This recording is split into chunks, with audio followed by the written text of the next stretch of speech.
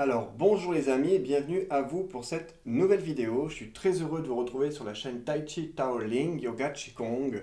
Je me prénomme Jérôme et je suis là pour vous transmettre un enseignement et vous partager certaines connaissances, principes propres à la pratique du Tai Chi Tao Ling. Donc aujourd'hui, je vais vous parler de 4 modalités d'apprentissage.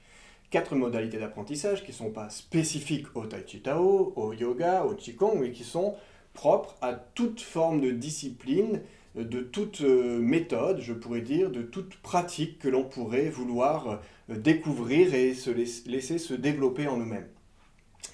Ces 4 modalités d'apprentissage sont liées à ce qu'on va appeler 4 corps. Le corps physique, le corps émotionnel, le corps mental, et puis on va mettre une catégorie qui sera le corps spirituel, plus subtil. Et on va commencer par les 3 corps les plus, je dirais, palpables, on va dire, du plus palpable au plus subtil de ces 3 corps. Le premier corps, c'est le corps physique. Alors, à chacun et à chacune d'identifier justement, je dirais, quelle est sa porte d'entrée dans la pratique, quelle est sa sensibilité plus prédominante dans une approche d'apprentissage. Le problème souvent de notre société, de notre système, c'est de vouloir considérer que tout le monde est pareil. Comme on ne veut pas considérer les différences, eh bien on veut rendre tout le monde semblable. Le problème, c'est que dans ce monde de la manifestation, justement, la singularité de ce monde, c'est la différenciation, la différence. C'est-à-dire que chaque être a une sensibilité, une spécificité, donc une singularité qui lui est propre et qui le rend différent entre guillemets des autres. Et donc, on ne peut pas transmettre à tout le monde nécessairement de la même manière et tout le monde ne reçoit pas nécessairement de la même manière que les autres. D'accord ? Et sur le plan par contre plus subtil, spirituel, c'est-à-dire originel, à cet endroit nous sommes tous un, tous identiques, tous égaux. Il n'y a qu'un jeu en vérité. Mais dans le monde manifesté, il y a autant de jeux que d'individualité. Et ce qui va être important ici, c'est d'identifier sa sensibilité personnelle, plus propre, plus singulière, qui est donc la porte principale d'entrée dans un apprentissage. Cette porte, en l'occurrence, elle aura une dominante, soit, je le disais, corporelle, physique, qu'on pourrait dire instinctuelle. C'est ce premier corps, ou ce premier il n'y a pas d'ordre, hein, mais en tout cas, c'est celui qui est le plus palpable. Donc, le corps physique instinctuel, et celui qui va donc se baser aussi sur, on va dire, un ressenti corporel, c'est-à-dire que j'ai besoin de faire, mais aussi de voir quand même, c'est-à-dire de pouvoir reproduire, mais surtout d'être dans le corps, l'exercice et le fait de faire le mouvement. Ça, c'est une des portes d'entrée qui est plus ou moins donc prédominante chez chacun d'entre nous. Gestuelle, corporelle, je vois, je fais, je sens, je sais. Donc on va dire que ça passe par cette pratique.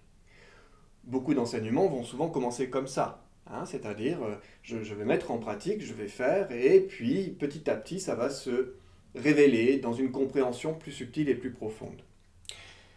Mais celui-ci est plutôt correspondant à ce qu'on va appeler une dimension dans les yogas tamasiques. Hein, c'est-à-dire ce côté plus, je dirais, plus lourd, tamasique. Le deuxième niveau, qui n'est pas non plus là un mieux ou moins bien, c'est une deuxième modalité d'apprentissage, c'est la modalité émotionnelle. Instinctuelle la première, particulièrement liée au corps, au corporel. Le deuxième est émotionnel, lié donc à la sensibilité, où le ressenti ici est plus dans... c'est plus difficile à décrire, c'est notre dimension plus astrale, aussi énergétique, qu'on va ressentir d'une manière un petit peu différente. Et puis souvent, il y aura donc les émotions qui seront présentes, de joie, ou les émotions plus de tristesse. Il y a quelque chose qui est plus dans cette nature émotionnelle. On va sentir autrement l'énergie circuler dans un premier temps. Dans le corps, il y a quelque chose de peut-être un petit peu plus dur. Dans le donc plus terre, vous voyez, plus pierre, plus roche, plus minéral. Dans l'émotionnel, il y a quelque chose d'un peu plus végétal. Dans cette dimension végétale, il y a une dimension aussi un petit peu plus liée à l'eau. Donc, à cet endroit-là, on a quelque chose de plus, souvent un peu plus coulant ou parfois voilà, très, très intense aussi, hein, comme une chute d'eau. Mais il y a ce côté-là plus émotionnel. Et cette approche émotionnelle hein, nous touche notamment à la sensation d'agréable, de joyeux, voilà, quelque chose qui va être à cet égard. Hein. Donc la notion de la joie, en particulier dans ce qu'on est en train de faire, hein, c'est-à-dire qu'il y a cette notion quand même d'aimer ce que l'on fait qui est très importante. Donc l'approche plus émotionnelle. La troisième modalité, toujours liée à ces trois corps, donc la deuxième modalité, elle est associée au corps, aux qualités qu'on dit rajasiques. Hein, rajas, c'est la notion du désir, c'est vraiment ce mouvement en fait aussi émotionnel en particulier. Le troisième niveau ou troisième modalité, c'est la modalité mentale. Donc elle est plus intellectuelle. Donc la notion d'avoir besoin non seulement de voir, mais de comprendre, d'intellectualiser, elle est plus mentale. Donc la première est plus corporelle, la deuxième est plus émotionnelle, cette troisième modalité, elle est plus intellectuelle, plus mentalisée, plus aussi visuelle, mais avec un besoin de comprendre aussi le sens de ce que je suis en train de faire. C'est-à-dire que souvent, la dimension intellectuelle a besoin d'avoir du sens à ce qui est fait, à ce qui est pratiqué. Pour quelle raison je suis en train de faire ce que je fais. Donc la raison est plus intellectuelle, plus mentale. Et en cela, elle va donc donner du sens et donc une certaine forme de logique qui va aussi pouvoir orienter la pratique plus physique et donc, je dirais, rendre plus efficient la nature énergétique émotionnelle. Vous voyez? Donc en fait, il y a une interdépendance de ces trois dimensions physiques, émotionnelles et mentales, d'accord, qui en fait collaborent les unes avec les autres. Et qu'on peut avoir une porte prédominante, c'est-à-dire que la gestuelle est moins importante, mais la sensation énergétique, subtile est plus importante, ça c'est la nature plus émotionnelle. Le sens intellectuel peut des fois un petit peu entraver la sensation parce que ça coupe de l'émotion, cette intellectualisation va nous couper de l'émotion. Mais en même temps, elle va permettre de canaliser l'émotion. Et du coup, de ne pas laisser le corps, entre guillemets, faire n'importe quoi, mais va pouvoir lui donner une orientation et générer une coordination, puisque ça ordonne, ça met de l'ordre, ça coordonne l'ensemble. Donc ça veut dire que ces trois corps sont interdépendants tout le temps, mais que notre sensibilité fait que l'un d'entre eux va être prédominant dans la modalité de notre apprentissage. Néanmoins, si on a un corps prédominant, c'est important de le reconnaître, puisque c'est celui par lequel, on va dire, on se sentira plus à l'aise dans l'apprentissage de la pratique, mais en même temps, l'invitation, c'est de ne pas s'y enfermer et de pouvoir progressivement aller à la rencontre des autres dimensions du corps, même si on ne les comprend pas. C'est-à-dire que l'idée, là, c'est pas de forcer la compréhension, c'est de s'ouvrir à la compréhension. Et là, on va accéder au quatrième corps ou à la quatrième modalité d'apprentissage qui précède les trois autres et qui les comprend. Cette quatrième dimension, c'est la dimension intégrative. En réalité, elle les précède, elle les enveloppe, elle les pénètre, elle les habite. Et c'est notre nature, on va dire, qui est la connaissance, ce qui sait déjà. Le quatrième état, au-delà des trois états. Et on pourrait dire que c'est celui donc qui est au-delà des trois qualités tamasiques, rajasiques et sattviques. Et c'est leur comment je vais dire ça?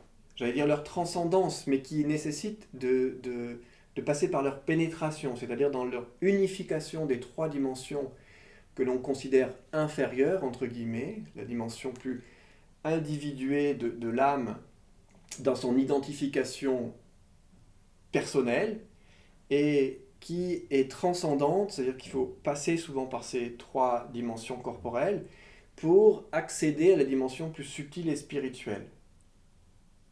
C'est pour ça que la pratique, souvent on dit dans les tai chi, quelle est la clé ou la recette, ou dans les arts énergétiques, pratiquer, pratiquer et pratiquer. 3 pratiques. Et ces 3 temps, passé, présent, futur, hein, le bas, le milieu, le haut, toujours cette notion de trinité. Je vous ferai bientôt une vidéo sur la notion de la trinité, taoïste, yogique et christique, et de voir leur inter aussi dépendance. Donc, ces 3 dimensions, ces 3 modalités, eh bien, elles sont le vecteur de notre unité, trinité, unité. Et donc le 4e corps, qui est le corps plus intuitif, qui est celui qui est à la fois la destination, mais aussi l'origine de l'inspiration, c'est ce qui guide nos modalités de pratique et qui nous guide dans notre pratique.